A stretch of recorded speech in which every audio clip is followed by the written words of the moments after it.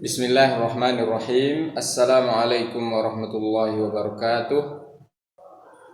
Innal hamdalillah nahmaduhu wa nasta'inuhu wa nastaghfiruh wa na'udzu billahi min syururi anfusina wa min sayyiati a'malina. May yahdihillahu fala mudhillalah wa may yudlil fala hadiyalah. Asyhadu an la ilaha illallah wahdahu la syarikalah wa asyhadu anna Muhammadan abduhu wa rasuluh. Allahumma shalli ala Muhammad wa ala ali Muhammad. Ya, Bapak Ibu dan juga anak-anak kami semuanya, siswa-siswi SMP dan juga SMA Darul Iman yang semoga dilindungi oleh Allah Subhanahu wa taala. Kita bersyukur kepada Allah atas segala nikmatnya. Sampai saat ini kita masih diberikan nikmat hidup, nikmat kesehatan dan juga nikmat kesempatan bisa ikut beribadah di bulan Ramadan yang penuh berkah ini. Semoga Allah Subhanahu wa taala selalu memberikan kita kekuatan, limpahan taufiknya dan juga kesehatan agar kita bisa menyelesaikan Ramadan 1441 Hijriah ini sampai akhir dengan lancar. Salawat dan salam untuk Nabi Muhammad sallallahu alaihi wasallam. Allahumma shalli ala Muhammad wa ala ali Muhammad. Ya, baiklah Bapak Ibu dan juga anak-anak kami yang semoga dirahmati Allah Subhanahu wa taala. Pada kesempatan kali ini kita akan membahas fikih zakat fitrah. Ya.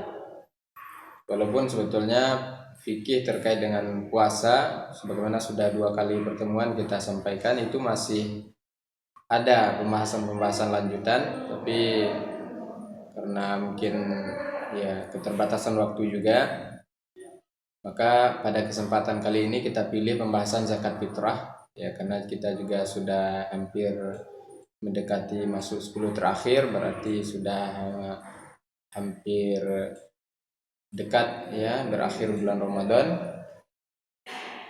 Maka kita coba dulu membahas zakat fitrah. Adapun pembahasan fikih yang masih belum mungkin sempat kita bahas, Ananda nanti bisa membaca dan mencari referensi-referensi yang lebih luas terkait dengan fikih puasa yang masih belum diketahui.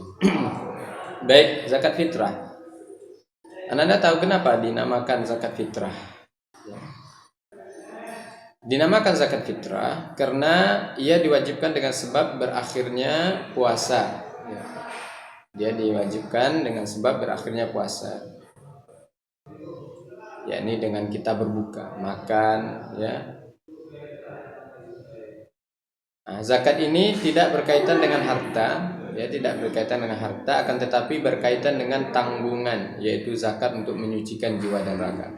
Yang dikenai kewajiban ini adalah setiap diri, jadi tidak ada kaitan dengan harta. Artinya tidak disyaratkan harus sampai dulu harta senisab dan juga harus haul, tidak. Baik, itu terkait dengan apa yang dimaksud dengan zakat fitrah. Bagian kedua pembahasan hukum dan dalilnya. Jadi zakat fitrah ini apa hukumnya? Zakat fitrah itu wajib bagi setiap muslim. Ini berdasarkan kabar yang diriwayatkan oleh Ibnu Umar radhiyallahu anhu. Dia berkata, artinya Rasulullah sallallahu alaihi wasallam mewajibkan zakat fitrah sejak akhir bulan Ramadan sebesar 1 sak kurma atau 1 sak gandum atas hamba sahaya dan orang merdeka, laki-laki dan wanita, anak-anak dan orang dewasa dari kaum muslimin. Jadi ini yang wajib untuk membayar zakat. Kemudian selanjutnya, bagaimana syarat-syarat dan atas siapa ia wajib? Jadi syaratnya. Apa syaratnya? Tadi sudah kita ketahui zakat fitrah itu wajib atas setiap muslim. Anak-anak dan dewasa, laki-laki dan wanita, orang merdeka dan juga hamba sahaya. Berdasarkan hadis yang sudah kita bacakan tadi. Kemudian dianjurkan juga menunaikan zakat bagi janin. Ini salah satu pendapat walaupun tidak sampai pada wajib, tapi sifatnya anjuran saja. Janin bila sudah ditiupkan roh kepadanya, dia dalam kandungan ibu yaitu saat mencapai umur 4 bulan dalam kandungan, karena karena salafus soleh dahulu juga membayarkan zakat fitrah untuk janin sebagaimana yang diriwayatkan dari Utsman radhiyallahu anhu dan lainnya. Jadi wajib membayar zakat fitrah untuk dirinya dan orang yang wajib dia nafkahi. Artinya seorang kepala keluarga, ayah, ya ataupun siapa yang menjadi tulang punggung di tengah-tengah keluarga itu, menjadi penanggung jawab, maka dia wajib membayar zakat fitrah untuk dirinya dan juga wajib untuk membayar zakat fitrah orang-orang yang dinafkahinya, ya diantaranya seperti istrinya, anak-anaknya, juga kerabat-kerabatnya. Demikian juga hamba sahayanya kalau seandainya ada hamba sahayanya. Karena zakat fitrahnya ditanggung oleh tuannya. Ini berdasarkan sabda Nabi, laisa fil abdi shadaqatun illa shadaqatul fitri. Tidak ada kewajiban zakat pada hamba sahaya, ini budak, kecuali zakat fitrah. Diriwayatkan oleh Al-Bukhari. Ya. Dan masih terkait dengan wajibnya zakat. Zakat ini tidak wajib kecuali atas orang yang memiliki kelebihan dari makanan pokoknya dan makanan pokok dari orang-orang yang wajib dinafkahinya serta kebutuhan-kebutuhan primernya pada hari dan malam Idul Fitri, di mana kadar lebih tersebut cukup untuk mengeluarkan zakat fitrah. Jadi zakat fitrah itu tidak wajib kecuali dengan dua syarat. Ini syarat yang bernama Islam. Yang kedua, memiliki kadar lebih dari makanan pokoknya dan makanan pokok keluarga yang wajib dinafkahinya dan kebutuhan primernya pada hari dan malam Idul Fitri. Ini dua syarat wajib. Bagian ketiga, hikmah diwajibkannya zakat fitrah. Apa hikmahnya? Ya. Di antara hikmah zakat fitrah itu yang pertama, menyucikan orang yang berpuasa dari perbuatan sia-sia dan perkataan keji yang mungkin terjadi padanya saat berpuasa. Yang kedua, membantu orang fakir dan miskin sehingga mereka tidak meminta-minta di hari raya. Nah, ini ya. Jadi membuat mereka bahagia sehingga hari raya menjadi hari bahagia bagi semua lapisan masyarakat. Orang fakir, miskin juga mereka ikut berbahagia. Ya. Hal ini berdasarkan hadis Ibnu Abbas radhiyallahu anhuma, farada Rasulullah sallallahu alaihi wasallam zakat al-fitri tuhratan lis-shaimi minal lagwi warrafasi wa tu'matan lil masakin. Rasulullah sallallahu alaihi wasallam mewajibkan zakat fitrah untuk menyucikan orang yang berpuasa dari perbuatan sia-sia dan perkataan keji dan sebagai pemberi makan bagi orang-orang miskin. Hadis riwayat Abu Daud, Ibnu Majah dan Al-Hakim. Hikmah yang ketiga, di dalamnya terkandung tindakan memperlihatkan syukur atas nikmat Allah. Ini ada wujud syukur di dalamnya. Ya. Karena Allah Subhanahu wa taala telah memberikan kita kekuatan pertolongan untuk bisa menyempurnakan puasa Ramadan kita. Dan ini adalah nikmat sekali. Demikian juga kita bisa mendirikan salat malam dan melakukan amalan soleh lainnya di bulan yang penuh berkah ini. Maka kita bersyukur. Salah satu wujud syukurnya dengan zakat fitrah. Baik, selanjutnya pembahasan keempat, kadar zakat fitrah yang wajib dari makanan pokok. Ya. Berapa kadarnya dan juga dari jenis makanan pokok apa yang ditunaikan zakat fitrah. Ya. Dan di sini juga ada pembahasan apakah boleh dengan uang. Baik. Ya. Kadar zakat yang wajib pada zakat fitrah adalah 1 sa' dari kebiasaan makanan pokok penduduk satu daerah. Ya, bisa saja berupa beras, gandum, jewawut, kurma, kismis atau keju, atau beras atau jagung dan bahan pokok lainnya. Hal ini berdasarkan sabda Nabi sallallahu alaihi wasallam dalam hadis yang sahih seperti hadis Ibnu Umar radhiyallahu anhu di atas. Jadi dari makanan pokok, ya kalau kita di sini beras, ya maka kita keluarkan dengan beras. Boleh beberapa orang memberikan zakat fitrahnya untuk 1 orang dan sebaliknya zakat 1 orang boleh diberikan kepada berapa orang. Jadi dalam memberikan, misalnya 1 zakat diberikan kepada 1 orang, ya. Atau 1 zakat untuk diberikan kepada beberapa orang juga boleh. Atau beberapa zakat diberikan kepada 1 orang. Nah, ini juga boleh. Tidak ada pembatasan di sini.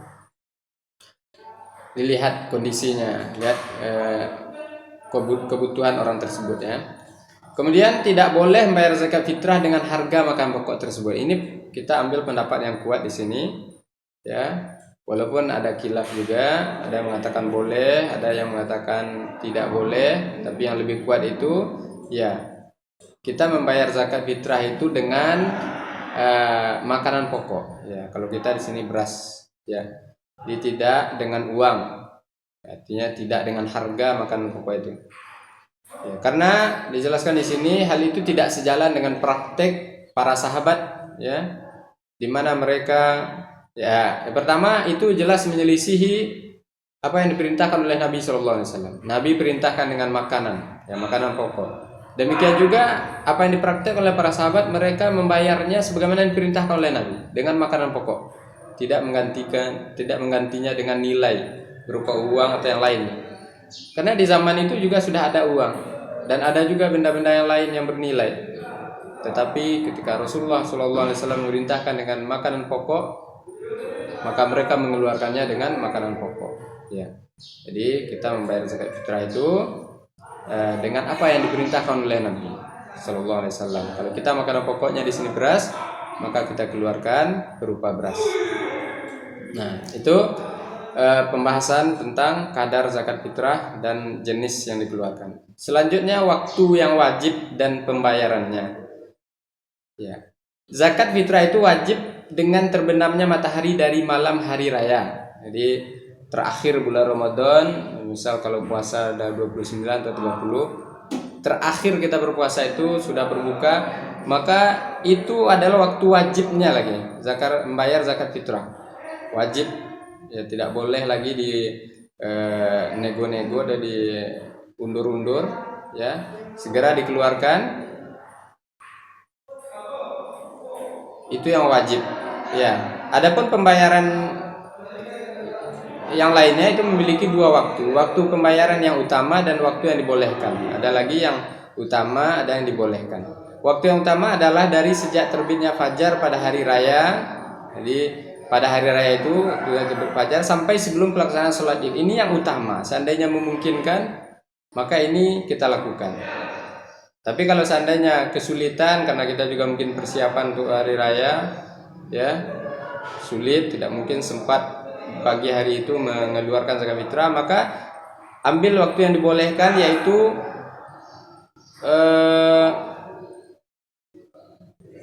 beberapa hari, 1 atau 2 hari sebelum hari raya. Ini berdasarkan perbuatan Ibnu Umar dan para sahabat yang lainnya. Ya. Kalau tadi yang waktu yang utama tadi, hadisnya annan Nabi sallallahu alaihi wasallam amara bi zakatil fitri qabla khurujin nasi ila shalah. Bahwa Nabi sallallahu alaihi wasallam memerintahkan agar zakat fitrah dibayarkan sebelum orang-orang berangkat salat Id. Jadi ini hadis untuk waktu yang utama. Adapun waktu yang dibolehkan 1 atau 2 hari silahkan, ya. Tapi kalau terlalu awal ini juga kurang dianjurkan, ya. Maka ambillah waktu yang dibolehkan 1 atau 2 hari sebelum hari raya, atau waktu yang utama di pagi hari raya itu sebelum pelaksanaan sholat Id. Dan tidak boleh juga menundanya sampai setelah selesai sholat Id, karena kalau dibayar setelah sholat Id maka itu namanya tidak lagi zakat fitrah, tapi itu sedekah biasa, ya. Nah, ini berdasarkan apa yang disabdakan oleh Nabi Sallallahu Alaihi Wasallam, man addaha qabla sholati fahiya zakatun maqbulah. Wa man addaha ba'da sholati fahiya shadaqatun minas shadaqat. Barang siapa menunaikannya, ini membayar zakat fitrahnya sebelum sholat Idul Fitri, maka ia adalah zakat yang diterima. Dan barang siapa menunaikannya sesudah sholat, maka ia adalah sedekah dari sedekah-sedekah biasa. Ini berdasarkan riwayat Abu Dawud dan Ibnu Majah, ya. Baik. Nah, ada pembahasan terakhir terkait dengan siapa yang menerima zakat fitrah ini, ya. Dan juga mungkin nanti kita tambahkan sedikit juga terkait dengan cara menyalurkan zakat fitrah. Pertama kita bahas dulu penerima zakat fitrah. Para ulama berselisih pendapat mengenai siapa yang berhak diberikan atau menerima zakat fitrah atau zakat fitri, ya. Mayoritas ulama berpendapat bahwa zakat fitrah disalurkan pada 8 golongan sebagaimana disebutkan dalam surat At-Taubah ayat 60. Anda bisa baca nanti, ya. 8 asnaf penerima zakat. Ini mayoritas ulama berpendapat semuanya bisa menerima. Sedangkan ulama Malikiyah, Imam Ahmad, ya, dia ada beberapa ulama Malikiyah, Imam Ahmad, dan salah satu pendapat dari Ibnu Taimiyah, ulama ya, berpendapat bahwa zakat fitrah hanya khusus untuk fakir miskin saja. Ini dicantumkan dalam kitab Al-Mawsu'ah Al-Fiqhiyah, jilid 2 halaman 8287. Karena dalam hadis disebutkan, nah ini berdasarkan hadis, pendapat ini dibangun berdasarkan hadis wa tu'matan lil masakin. Ya, zakat fitrah sebagai makanan untuk orang miskin. Ya. Demikian juga Ibnu Taimiyah Al-Jauziyah, beliau rahimahullah menjelaskan Nabi Shallallahu alaihi wasallam memberi petunjuk bahwa zakat fitrah hanya khusus diserahkan pada orang-orang miskin, ya, dan beliau sama sekali tidak membagikannya pada 8 golongan penerima zakat satu persatu. Juga tidak ada seorang pun sahabat yang melakukan seperti ini. Begitu pula orang-orang setelahnya, dan inilah pendapat yang lebih kuat. Nah, jadi yang pendapat yang lebih kuat di sini kita ambil ini dari situs Rumaiso ya. Yang dikuatkan itu adalah yang lebih berhak menerima zakat fitrah ini 2 golongan, fakir dan miskin. Karena tadi berdasarkan hadis untuk sebagai makanan bagi orang-orang miskin. Ya. Baik. Selanjutnya yang terakhir, mungkin mudah-mudahan bisa dipahami. Yang terakhir, apa harus ya, pertanyaan apakah harus kita membayar zakat fitrah itu melalui panitia di masjid atau mushola? Jawabannya tidak. Jadi zakat fitrah itu tidak mesti disalurkan atau dibayar melalui panitia di masjid atau mushola. Apalagi kondisi sekarang ini ya, sangat banyak orang yang membutuhkan di sekitar kita, maka kita boleh langsung menyerahkannya ya sesuai dengan kadar dan juga takaran. Mungkin juga ada pertanyaan tentang kadar zakat fitrah ini. Maka kadar membayar zakat fitrah itu kalau dengan beras ada mengatakan 2,5 kilo, tapi pendapat yang lebih hati-hati bisa kita keluarkan 3 kilo ya. Jadi ini konversi dari takaran sa' tadi ya. Jadi kalau sa' itu mungkin jarang kita pakai untuk takaran kita, maka bisa kita konversi ke kilogram, lebih kurang 2,5 kilo, atau kita genapkan 3 kilo, itu lebih utama. Kalaupun lebih ya, maka itu kelebihannya adalah sebagai sedekah ya. Demikian pembahasan untuk zakat fitrah, mudah-mudahan bermanfaat. Terlebih dan terkurangnya mohon dimaafkan. Assalamualaikum warahmatullahi wabarakatuh.